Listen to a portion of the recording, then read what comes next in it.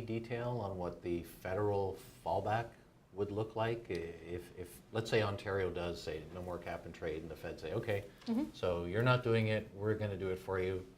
Here are the numbers, here's who pays. Do we have that kind of detail yet? They have provided some in the regulatory proposals, so it actually is quite similar to what Alberta is now doing, where there'll be it's a bit of a hybrid system, so there'll be a tax on fuel, so we'll see the same increase on the fuel that we get at the pumps, but also this output-based pricing system that would apply to the larger emitters in the province. So under their rules, it's emitters that are 50,000 or emitting 50,000 tons or more per year, and there'd be certain obligations for them as well.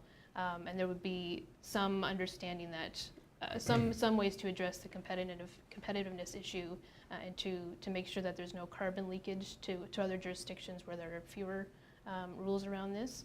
So they're very mindful of that, but yeah, it's quite similar to what Alberta is doing.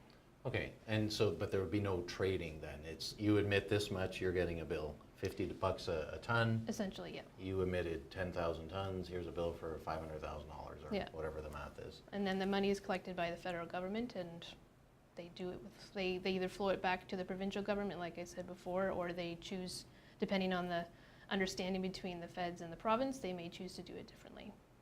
Okay, and the provinces that have designed their own provincial system, we know Ontario and Quebec are cap and trade. We know BC is a carbon tax.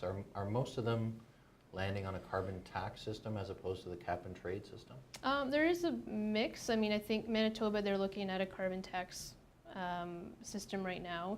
Nova Scotia actually just brought forward some proposed rules for cap and trade. So there is a mix, and it really, again, it'll go back to if you have a smaller market, let's say PEI or I think New Brunswick, they have their own way of approaching this. I don't think is really going to pass the smell test with the federal government, but it depends on the size of your economy and what makes sense. So and what it's made up of. So I think right now we've seen 80% of the population in Canada is covered by some type of carbon pricing system, and both different scenarios work for different areas, so it's up to the different jurisdictions to pick which works best for them.